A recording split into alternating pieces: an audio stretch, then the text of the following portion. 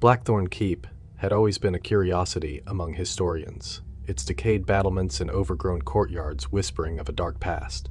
Nestled deep in the forest, miles away from civilization, the castle had resisted centuries of decay, as if the very stones were bound by a sinister magic. Dr. Helen Moore, Dr. Thomas Radcliffe, and Professor Sam Billings had ventured to this forsaken place, driven by their shared passion for uncovering lost histories.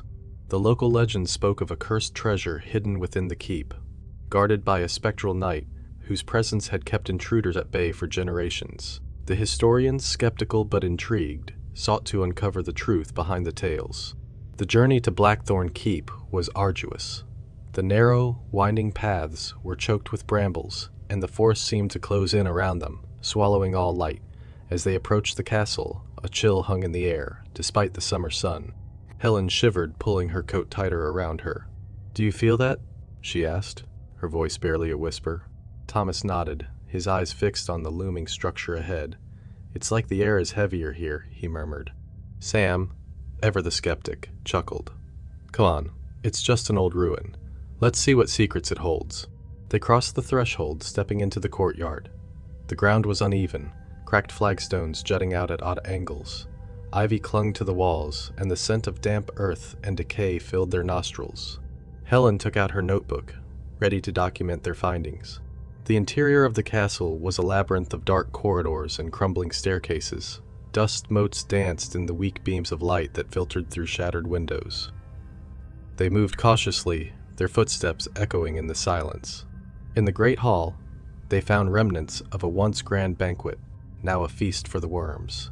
A massive oak table stood in the center, its surface marred by deep gouges. Thomas ran his fingers over the marks. "These weren't made by any tool," he said, his brow furrowing. "They look like claw marks." Helen exchanged a worried glance with Sam, who shrugged. Maybe it was an animal, or a desperate survivor. Their exploration led them to a narrow staircase spiraling downward into the depths of the castle. A sense of foreboding settled over them, but their curiosity pushed them on. The air grew colder as they descended, and the oppressive darkness seemed to press against their skin. At the bottom, they discovered a massive door, bound in iron and adorned with strange, archaic symbols. Helen traced the markings with her fingers, recognizing some of the runes from her studies. "This is a ward," she said. "It's meant to keep something in." Sam snorted, "Or keep people out. Either way, we're here to explore, right?" With a collective effort, they heaved the door open. The hinges groaned, and the smell of ancient dust and decay rushed out to meet them. Inside, they found a chamber lined with skeletal remains, armor rusted and crumbling around the bones. In the center of the room, on a stone pedestal, lay a chest bound in iron, its lid carved with more of the strange runes. Thomas approached the chest, his hand trembling as he reached for it. "This must be the treasure," he said, "the cursed treasure." As his fingers touched the lid, a cold wind swept through the chamber, extinguishing their lanterns. The darkness was absolute, and in the silence, they heard the faint clinking of metal, like armor shifting.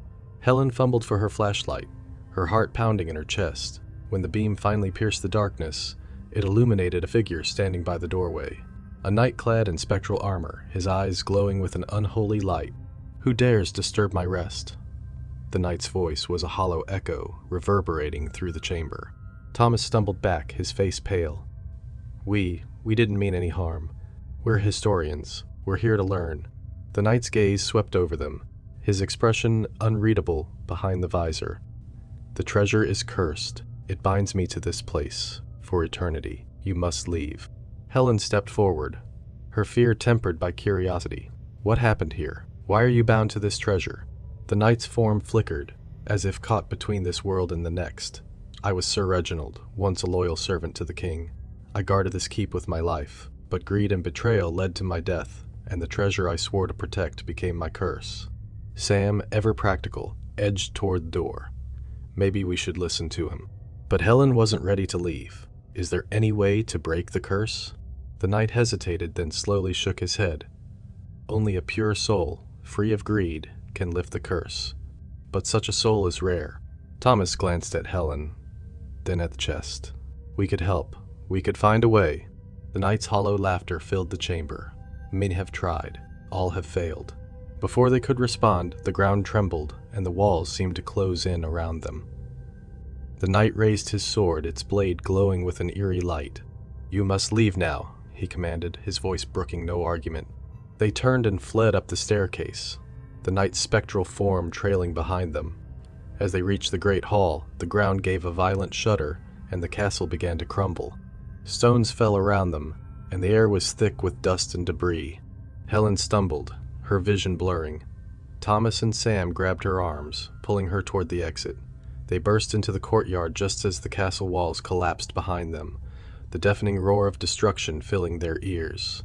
Breathless and shaken, they watched as Blackthorn Keep was swallowed by the earth, the cursed treasure and its ghostly guardian buried once more. The forest seemed to sigh, the oppressive weight lifting.